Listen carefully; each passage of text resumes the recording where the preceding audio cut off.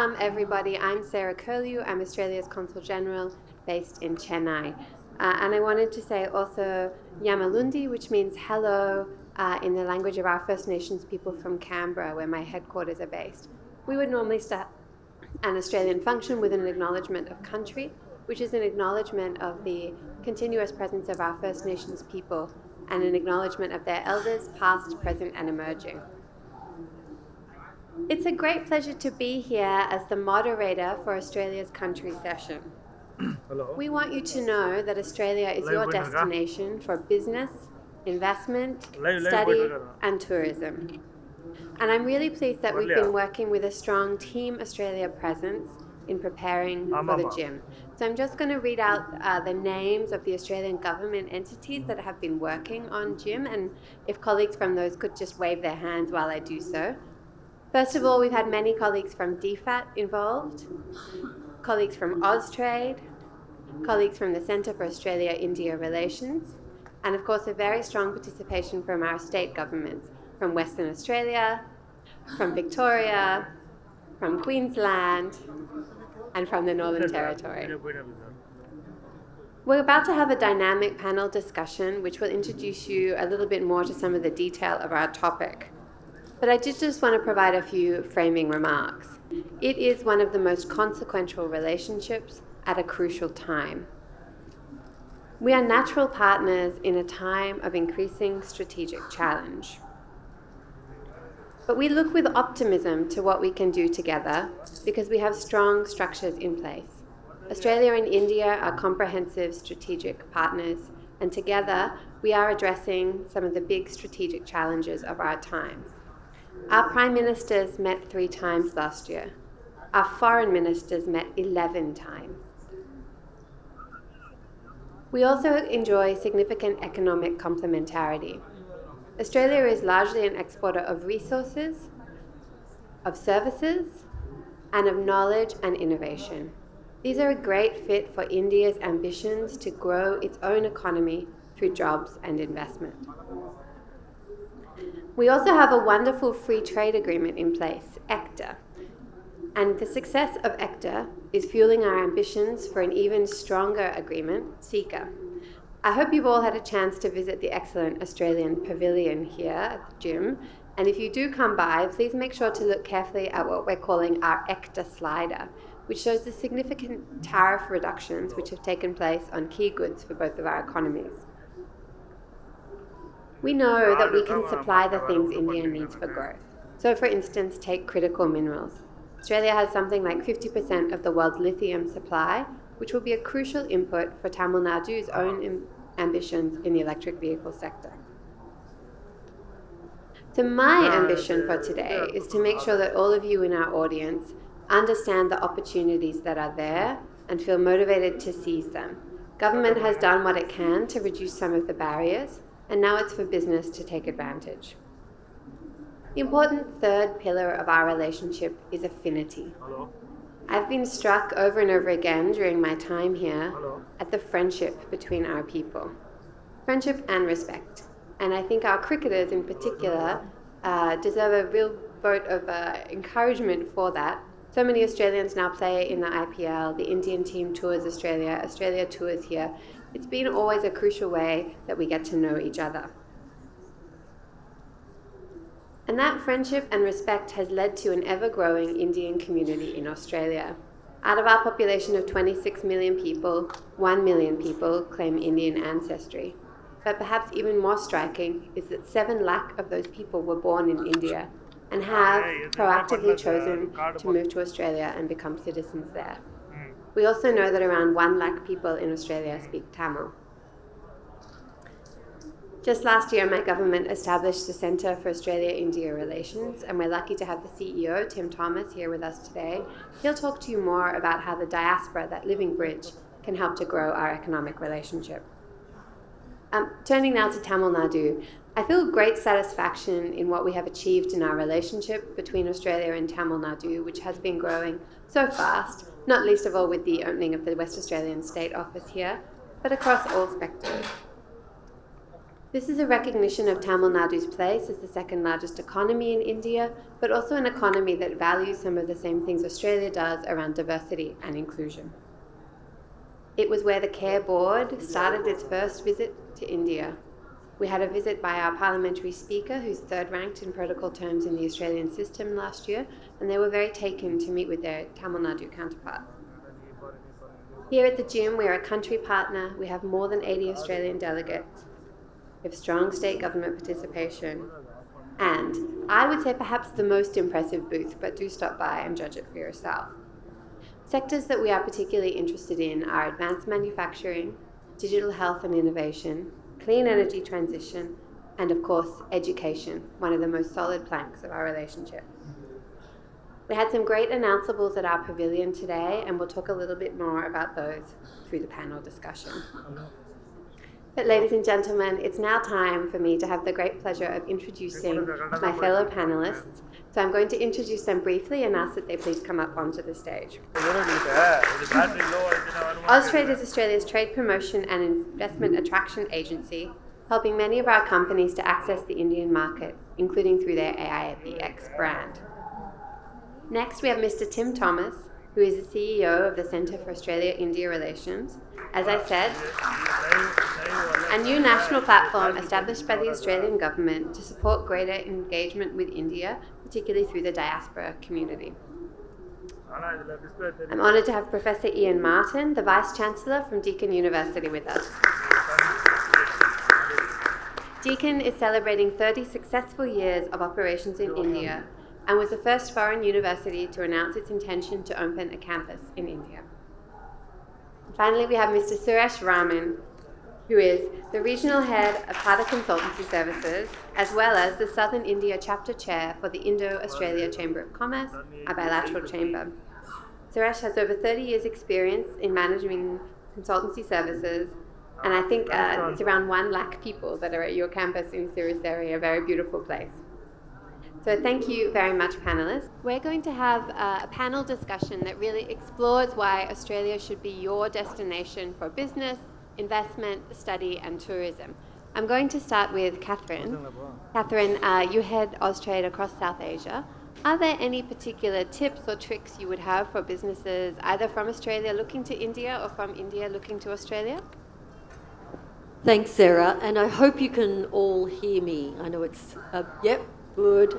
I can see the wave there. I think there are some tips. I'm not going to say any tricks because I don't know if we're going to be too tricky. But my first tip is right now, all Australian and Indian businesses should be leaning in and taking and seizing the opportunity that presents right now in the strength of the relationship, the economic relationship and engagement between Australia and India. Our relationship is at an all-time high, and with that comes opportunities, investments from government, programs from government, like the additional funding that Austrade was given to run the Australia-India Business Exchange. And that's a program that enables us to run trade delegations and missions, and also the establishment of the Centre of Australia-India Relations. But more broadly, the Indian government is leaning in too, and we have a comprehensive strategic partnership. So when I got here 4 years ago, there was a general feeling that, yeah, our relationship's good, but, you know, and certainly on the diplomatic side, but in terms of business, yeah, they might meet with us. Now, we just have to say we're Australia and that door opens. So seize the moment, engage with India. That's what I say to Australia. But similarly, Indian companies, the opportunities are there. So that's one tip. Secondly, and it continues on this, make the most of the free trade agreement. Australia signed this agreement, or it was agreed by both parties, of course. This is so significant. India had not signed an FTA with a first world country in 10 years. And Australia is a country that doesn't sign FTAs unless they've got guts. And this really does. And the reason it does is because we have complementary economies. We have what India wants, and India has what we want. So we have a number of elements, particularly the advancement of a lot of our technology and our systems, and India has scale, and we're friends. So that's the second point, the second tip. The third tip is lean into Austrade. We are the Australian government's trade and investment promotion and facilitation agency. So use us. And I say to our Indian guests here today, Austrade's role as it relates to Indian companies is that we bring the badge of government. If we introduce you to an Australian company, they've already been vetted. And that means they come with the stamp of government. But what we really want from our Indian guests here today is we want investment into Australia. So if you want to invest in Australia, again, come to see Austrade. And I say to our Australian clients here, we will have vetted those Indian investors, so you're in really safe hands. I'm going to indulge, I hope you'll indulge me for about another 2 minutes. My next thing I wanted to say, I just wanted to talk about the fundamentals that sit behind those tips. And that is, if we want to engage, there is something that was written in the India Economic Strategy, which is the government's blueprint for how we work with India, and it is the 3 Ps. You must come prepared. You must come with patience, and you must be willing to persevere. And I think that's the same for our Indian guests as well. Australia's, because we are different, you've got to do the same preparation, have the patience, etc. Now, what does that look like? In terms of preparation, you need to be across the FTA codes, the HC codes. You need to know, like any other market, what your competitors are doing. And you need to have your strategy for getting into market. They're just, basic fundamentals. But don't underestimate that you need to be on top of the game. In terms of patience, if you want to be in India, you need to be willing to be here for the long haul, and you need to have done in your research the fundamental piece, which is you've got to have the backing. You've got to have your finance to see you through for that long haul, because you won't be making a buck overnight, which again comes to perseverance. But there's another bit that underpins this, and it's what we say at Austrade. Our key fundamental in our agency is we talk about partnering for prosperity, and this comes to the people-to-people relationships. You need to be able to invest for the long term so that your partner is going to trust you and you are going to trust them, because we do business with people. So invest in the people piece. Meet and make sure you find the right cultural fit for your business, whether you're Australian or Indian. So on that note, they're my top line comments. And I would end with partner for prosperity. Don't partner to make a quick buck on either side. Thank you. Thanks, Catherine. And you mentioned, I think, last night the statistic about how many staff there are in the Austrade team across India. It was very impressive. Maybe you could share that with the audience. Thanks, Sarah. I'd love to. And I'll even extend on that. Can't help myself. A bit of a plug for Austrade. Austrade has 1,200 staff around the globe. We have 66 offices outside of Australia, and we have 6 offices here in India and 80 staff. Now, those staff, including 8 trade commissioners, are of the highest quality. They are business development directors. They have the best networks in the country. I'm sure those of you who have worked with our team in Chennai would know that. So lean in.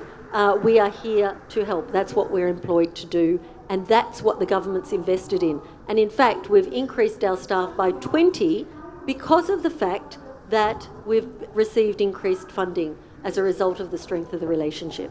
Thank you, Sarah. Thank you. I wanted to take the conversation now into the education and the knowledge partnership space. So we know that Australia has, I think, 7 universities in the global top 100. Here in Tamil Nadu, 22 of India's top 100 universities are located. So it's very prospective. In the broader bilateral relationship, education has long been one of the strongest pillars. So, Professor Martin, Deacon's been making some amazing announcements lately in India. Could you share with us your thoughts on how Australian universities are building these modern knowledge partnerships with India? So, there are many, many facets to that question, but I think I would start with, just at the moment, to echo your comments, the relationship between Australia and India has never been stronger, and that's particularly true in the university and research world as well. There is more happening in the last 3 to 5 years than has perhaps happened in the last 3 to 5 decades.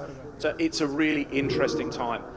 Second point is we are two countries that in many ways are incredibly different and incredibly complementary.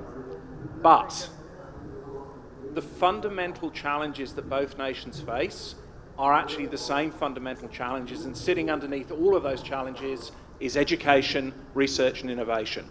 Whether you're talking sustainable, affordable healthcare, sustainable, clean, green energy, modern advanced manufacturing, agriculture, clean water, clean, sustainable mining, they are the same challenges that both jurisdictions are facing. But we're just looking at them through different lenses. One, of a very large physical country with a relatively, well, by Indian standards, a tiny population, against India being a very large physical country with an enormous population. And that complementary side has really helped us over the last little while. For Deakin, I'll come back to Catherine's points. We've been here for 30 years, and I think the 3 Ps are writ large in Deakin's journey in India, which is you need to be here for the long term, you need to be able to ride through good times and bad times, but there's an R word that sits underneath all of it, and that's the relationship word. And I think for my Australian colleagues, they often ask us, what's Deakin got that others haven't got in the India relationship? There is no magic secret. It is based on the 3 Ps and very, very strong relationships. So I think all of that coming together. But to turn to the Australian piece of this, Australian higher education providers are right up there quality-wise. You can look at the top 100, but if you look at the holistic quality of the Australian HE sector, it is very high by global standards. Educationally and research and innovation-wise, we punch well above our weight from the research and innovation perspective, and that has been seen by Indian partners. So, what does all that mean coming together? Well, it opens up a range of opportunities. We cannot, as Australians, underestimate the significance of the NEP to this country. The Modi government has said in so many words over the last decade, education and skilling is at the heart of India's development and progression over the next 5 decades. That remains the case. The challenge for Australia is how do we find a little piece of that? And how do we make sure that what we're doing is a catalyst to help progress in India as well as benefiting our own students? And again, opportunity now to do that at a scale and way that you cannot imagine. Very significant announcement last year with the mutual recognition of qualifications between the two countries. We can now do things with dual joint degrees, shared provision that was simply impossible in both countries 5 years ago. That's fantastic. But that's one bit of what the universities do. The other bit is the research and innovation piece. And there has been some amazing developments. I know from our own institution, we've launched a number of initiatives, one today with an academy with IIT Madras, but that's building on 20 years of collaboration on advanced manufacturing with IITM, and more recently, a lot of work in the clean energy space. I come back, they are the same challenges all the jurisdictions are sharing. And I think what we've got now is almost the perfect environment to do this well. The one worry, however, for me, is that we do it without a long-term focus and an absolute focus on quality. And for the Australian side, we need to keep our eyes firmly focused on the long-term relationship and the quality piece, and making sure that the policy settings, the approaches we take, are built not just on sudden deliverable growth, but long-term sustainable, high-quality, partner-driven growth. And if we can do that, the opportunities for us are absolutely enormous at the moment. Thanks very much for that. Tim, turning to you, the Centre has a particular mandate to use the diaspora community as a bridge between our countries, particularly in terms of economic and commercial diplomacy. Could you outline a little bit more for us your ambitions there and what you think the Centre can achieve? Thanks, Sarah, and good afternoon, everybody. Yeah, the Centre for Australia-India Relations, one of its main pillars is around creating a platform for the champions of the Indian diaspora. This comes from, a declaration from our government that our Indian diaspora is a national asset for Australia. And of course, we saw Prime Minister Modi and how he celebrated the Indian diaspora in his visit to Sydney in May of last year. And Peter Varghese, who wrote the original Australia-India economic strategy, said that the Indian diaspora accesses Australia to the nooks and crannies of India that us as a nation could never possibly dream of doing. There's now 1 million people who claim Indian heritage of a population of 25 million. That's significant. Of that, 750,000 people were born in India. So that amplifies the currency of those relationships and the passion that the Indian diaspora has for the Australia-India corridor.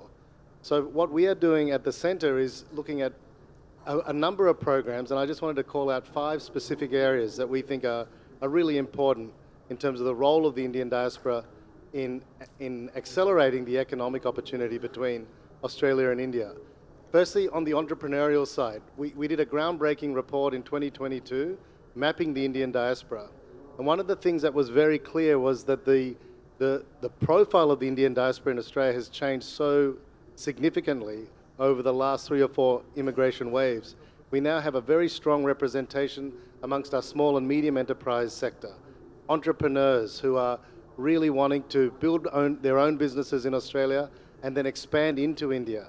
Those entrepreneurial bonds are going to be critical as Australia looks to grow its economic relationship with India. So we think the role of the Indian diaspora in the entrepreneurial sector will be critical. The second is at the big end of town, and this is an area where I have to admit corporate Australia has been complacent / lacks confidence in knowing how to address the Indian market. But now we have a very good cadre of leaders of the Indian diaspora who are in very significant positions within corporate Australia. So we've created this peer-to-peer network. We've now got 20 of the most significant and powerful, I would say, Indian Australians from the corporate sector who are going to do a quarterly meeting with their peers from the non-Indian Australian CEO sector to really update and contemporize corporate Australia's understanding of India. So we think that's really important. The third part is in the research sector, in the academic sector. We have leading lights in the Australian research community of an Indian diaspora background, and they can and do play a critical role in building those knowledge partnerships, that knowledge bridge that Ian spoke about. Fourthly, we have an issue between Australia and India at the grassroots level. We have a very patchy, if not outdated, perception of each other. The Indian diaspora can play a really important role in lifting the quality of public discourse, including engagement with the media on what's really happening in India, the opportunities that abound in India. Because we know that everyone's view of India changes so fundamentally when we come to India. We've already now got 1 million of these people who have been, have these current relationships and current understanding that can bring that to the public discussion. And finally, the cultural partnerships, the cultural bonds. One thing about the Indian diaspora in Australia is they're incredibly proud of their cultural heritage, and they want to bring that to mainstream Australia. And I think that's another area where mainstream Australia, when they look to engage with India, can have a much more holistic understanding. Back to Ian's point around partnerships and relationships. Relationships have to be holistic. It can't just be business. It's got to be business, personal, cultural. And that's where the Indian diaspora can really improve the cultural literacy of mainstream Australia with respect to India. Thank you, Tim. And now I wanted to ask Suresh from TCS. So Suresh, we've heard from some Australia-based perspectives, but as a major Indian corporation, can you tell us a little bit about TCS's journey in Australia and why you thought of investing there and the scale of your operations? Yeah. Hello. So thanks, Sarah, for this opportunity to be here. We have been in Australia for over 3 decades now. So we didn't, I think Catherine was talking about needing a lot of patience and perseverance to start a business in any country. We have tried to play a test match, not played a T20. So let me start with cricket jargons, right? So I think we had shown the patience, perseverance. And that has really resulted in us doing very strategic, critical infrastructure projects for the Australia, for various Australian government, as well as some of the critical initiatives of Australian government. So I think we have about uh, close to 5,000 plus people working in Australia. And more than 2,000 plus, 2,500 nearly recruited in the last few years. And including 500 people, graduates, fresh graduates from universities. So that's the type of investments we have made because we've seen the talent. I think the high-tech talent is definitely available there. And that's where we could leverage. And I think Deacon, they spoke about what they do. And they are also coming to India to do the partnership with here and make things happen together. I think this is one country I've seen which has made a lot of strides because I've been privy to this lot of discussions here because I've been part of the Indo-Australian Chamber of Commerce for the last 7 years now and holding a board member as well as the senior vice president of the Southern region. So I've seen a lot of action. I don't think, I've also been active in many other bodies, but I've never seen any country so much, with so much investments, with so many people. I think we saw about 80 delegates being here today. I don't think any country is going to match that. I think both India and Australia, I think Australia has seen the potential, what is there for the partnership. And likewise, India has too realized that.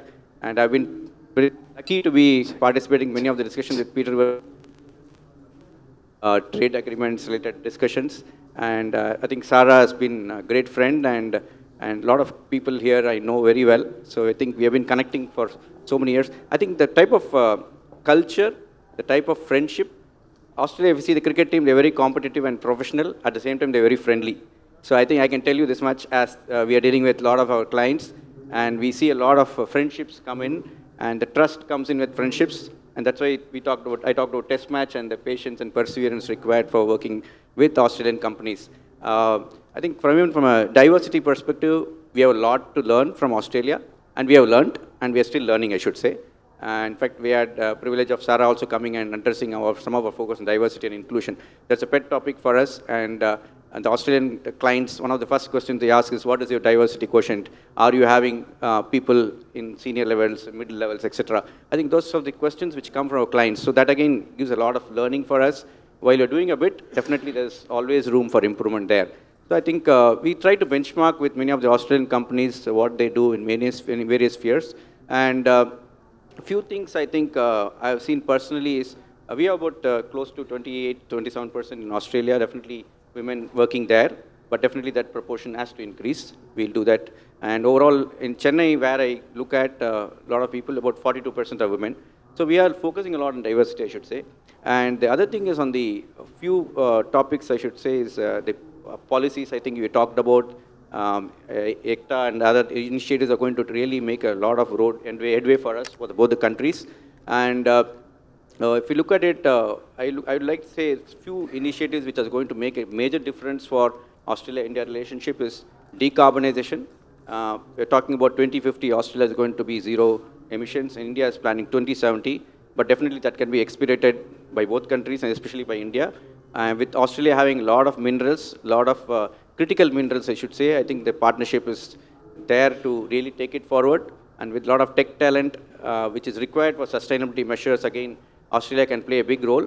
And with the Indian government talking about Make in India, I think there's a lot of opportunities to look at wherever is required, wherever it's possible, tech transfers, because the complexity and scale which India provides, I don't think any other country provides.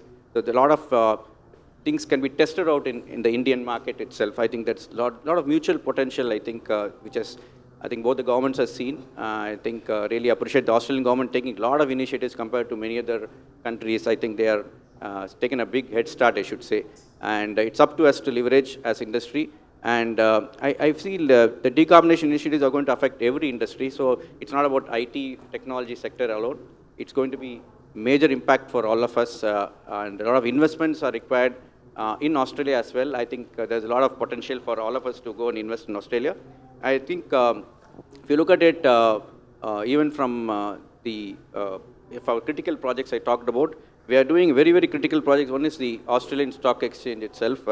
It's a very, we took forward a product which we bought from Australia, and it is going across the world. So we work with many startups also. We'd like to work with many startups to take it to the complexity and scale which we can see across the world. And we're also working with AMO, the Australian Energy Market Operator. Again, a very strategic platform. We are trying to ensure the trading of energy happens very easily. And we're also working with Western Power, Symphony project actually in Western Australia, for providing a virtual power platform. I think solar grids are there across. So it's a two-way street in terms of prosumers, producer as well as consumers being citizens itself. So I think we're looking at a lot of cyber technology initiatives also. We are also founding partner of the cyber security research there. So I think the reason I'm saying this is we have not got all these projects in the T20 game. We have played a long haul game, and that partnership relationship is very key. That's what I would like to say. Thank you. The panel. Please identify yourself and state your question. I'm Yagneshwaran. I'm trying to do a startup in green hydrogen area. So I would like to know what kind of support Australian government gives for those startups that come in the green or clean tech areas. So the question was around green hydrogen and how the Australian government is supporting the development of those technologies. I think that probably several of our panelists can have something to say. Maybe Catherine can talk about Austrade's work on kind of renewable energies. I know Deakin has a very deep energy research partnership with IIT Madras. And Tim, I know you've been looking into this too. Yeah. Catherine, did you want to start? Yeah, I'll start quite broadly. Again, I have a very competent staff. I have 2 trade commissioners who work on energy and resources, and they are the experts. But I'll give you the top-line comments. Certainly, hydrogen, green energy, new energy is a priority for the Australian government. We already have very strong traditional partners that we work with in increasing the opportunities for investment, offtake, how we develop the industry. What we're seeing is that there has been how would I put it? We're seeing that India is starting to work with and want to work with Australia in that space. But we haven't worked together traditionally in this space. So it's a new diversification and a really important future direction for the global economy.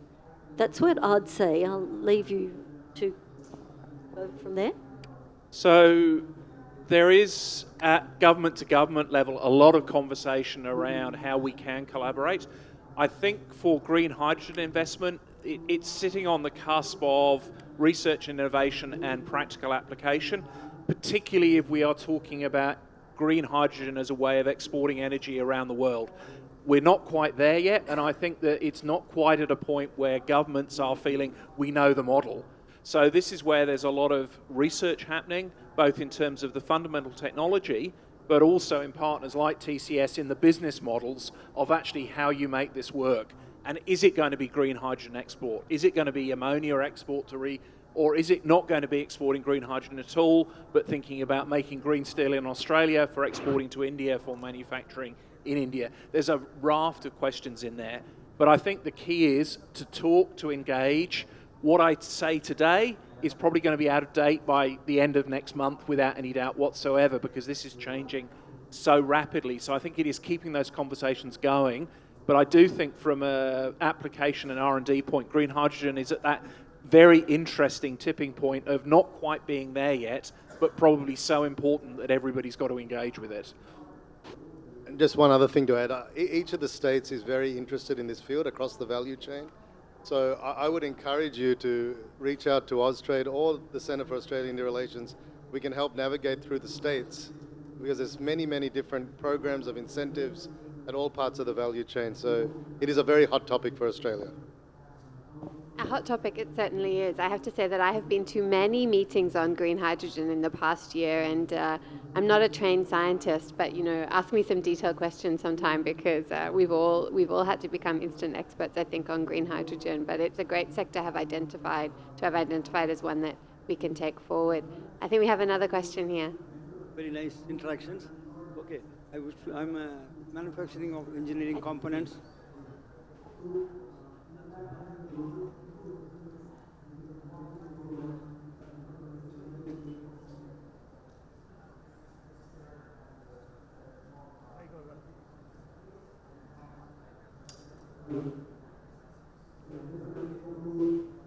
Okay, so that was a question around the complementarity of the Australia-India economic relationship. So the gentleman knows there's a lot of mining activity in Australia, particularly in Western Australia and in Queensland, and as a manufacturer of kind of engineered components, wants to know how he can contribute.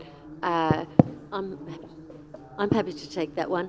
I think we can take that offline to an extent. What I would say is that our core business that we do in India, where we match companies together, is in the METS, the Mining Equipment Technology and Services sector.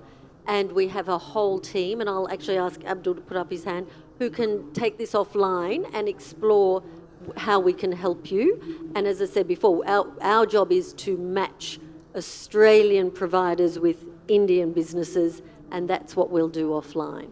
There you go.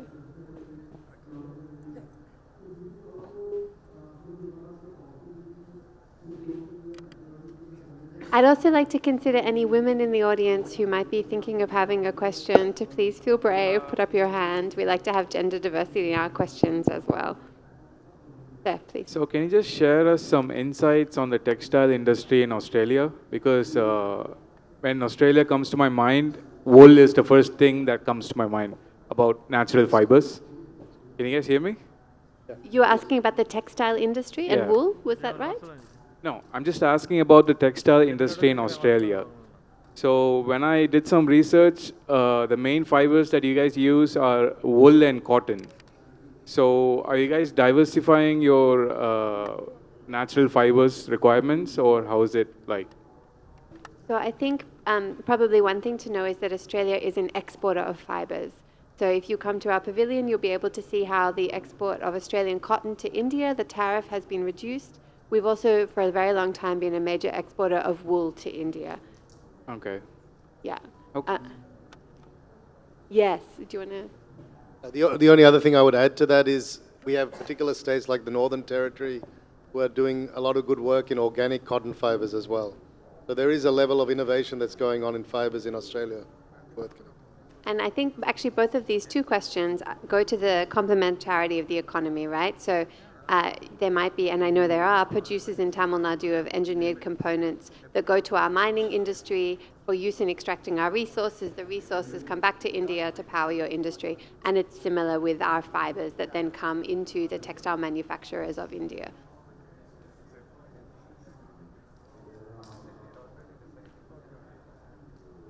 No, I think if I can ask you to just connect with me offline, then I'll be able to line you up.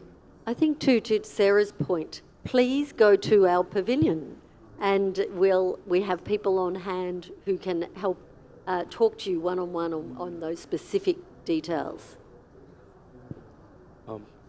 Good afternoon, everyone. I am Dr. Thiru. I work on solution providing and new product development on healthcare industry using latest technologies. So that's what I teach and do. And my question is, we do have a lot of startups and especially medtech companies who are developing a lot of products. And it's more like they do have a lot of pitching ideas. So I was wondering how Australia can actually helpful in that way, like maybe in collaboration, and if there is any platform so that we can actually pitch in and do some collaborative effort to develop it. Just curious to know about it.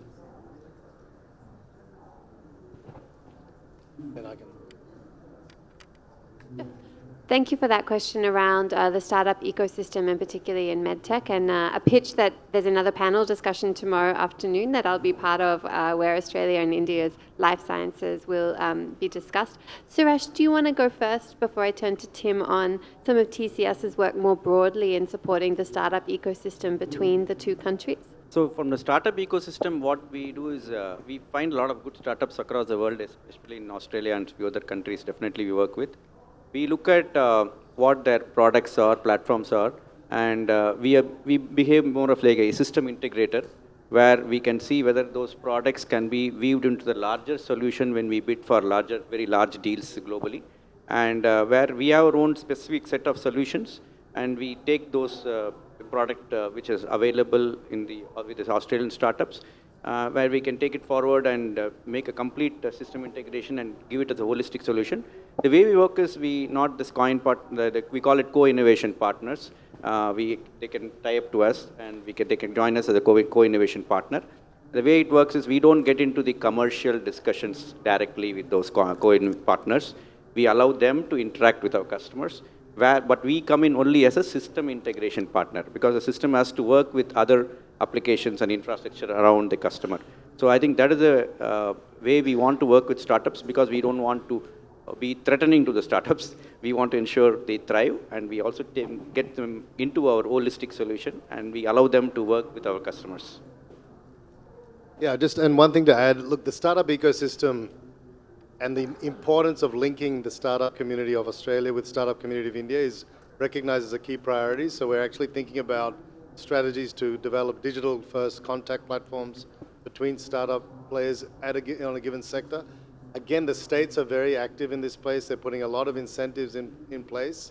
So I would encourage you to go to each of our state platforms and learn a little bit more around all of the incentives, pre-departure, landing pads. There's some really impressive startup ecosystem support structures. And I would say that finally, there's a lot more linkages happening now between Atul Innovation Mission, T-Hub, the Kerala startup ecosystem, and our linkages back into Australia. So there's a lot more collaboration going on between the startup ecosystems. I think we've just got to be a little bit better at making sure if you're a startup from India today, you know where to go to navigate through all of that. And that's something we're working on. I'd say too, Tim's made a very good point about navigating where to go, because there actually are so many activities and platforms and initiatives right now. So Austrade also received funding to set up what is called the Australia-India Innovation Network. And that's a program for scale-ups more than startups, where we connect Australian startups or scale-ups with Indian scale-ups or opportunities. And what we're finding is we have a lot of activity in the medtech space. And in fact, last year, and I think it was around October, we had a dedicated medtech mission came through to Chennai, because there was enough interest and activity and really good programs coming through. So hence, tomorrow's session on MedTech will be a really good opportunity to explore this further. Thanks, ma'am. Question. Good evening. I'm Sujata. I'm a chartered accountant, equivalent to CPA, Certified Public Accountants in Australia. We render services to other countries, US and UK. So same way, is there any opportunity where we can render services to Australian startup companies? So the question is around how certified practicing accountants can render services also to Australian companies.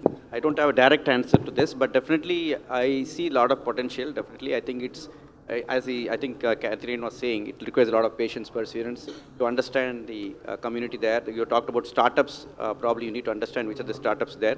You need to see how to pitch in with the agencies which are there in India, where I think they've invested a lot. So you need to be connected with them, find out which are the startups. And definitely a lot of work might be available for you, because a lot of startups require a lot of this accounting and financial accounting services or audit services, etc. I feel they might also look at which might be less expensive in certain areas. I think those are the areas you need to look at, find opportunities. I feel the market is there.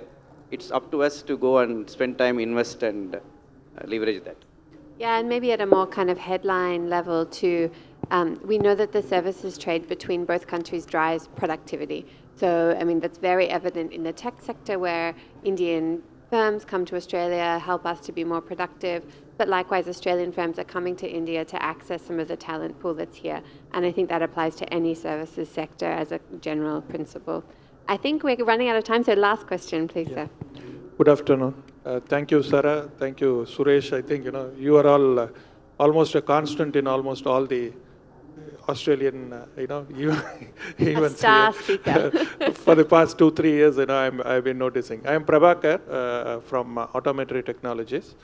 In fact, my question is, when we are talking Australia, I've been, participating in a lot of events surrounding Australia.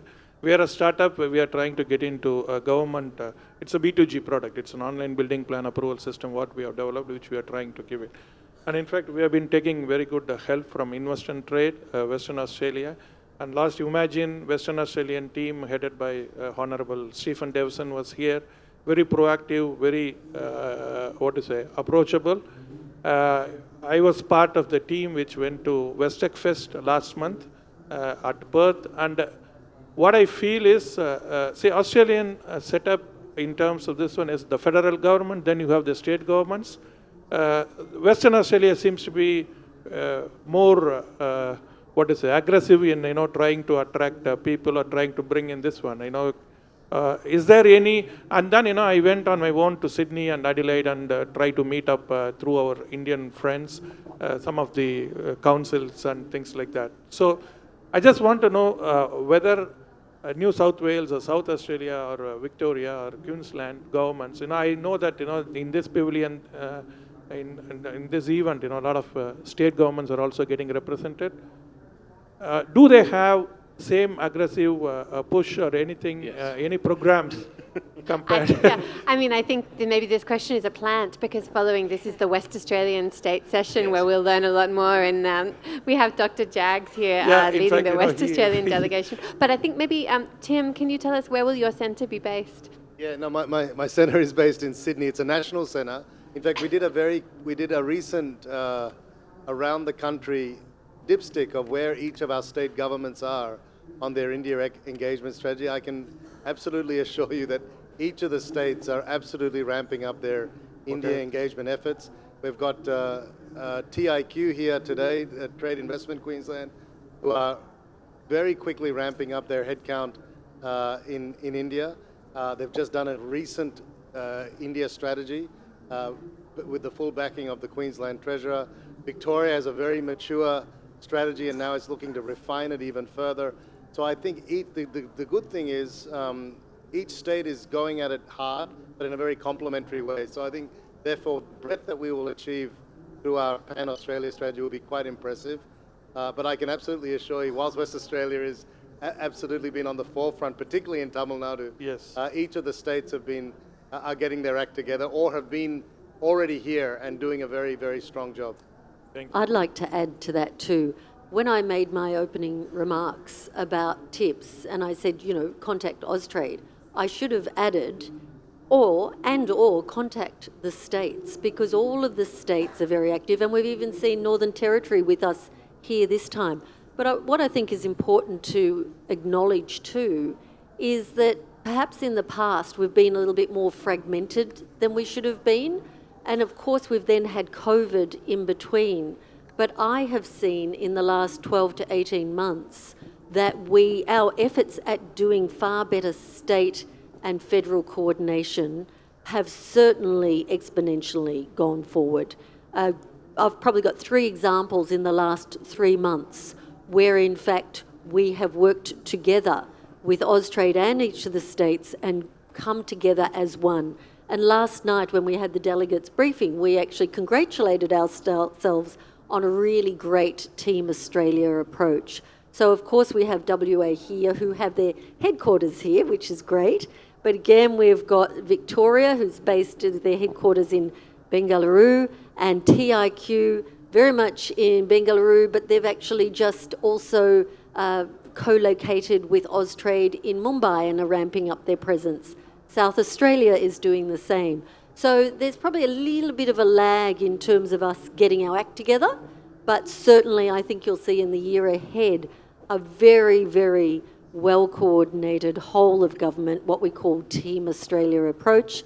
And of course, with the centre coming in that Tim's doing, I'm sure it'll just get stronger and stronger. And I should also say we work very collaboratively and need to all together with the consulates and the High Commission as well. So watch this space, and certainly in 4 years' time, it'll be a completely different story, but I envisage that will be in the next 12 months. Thank you. Thank you.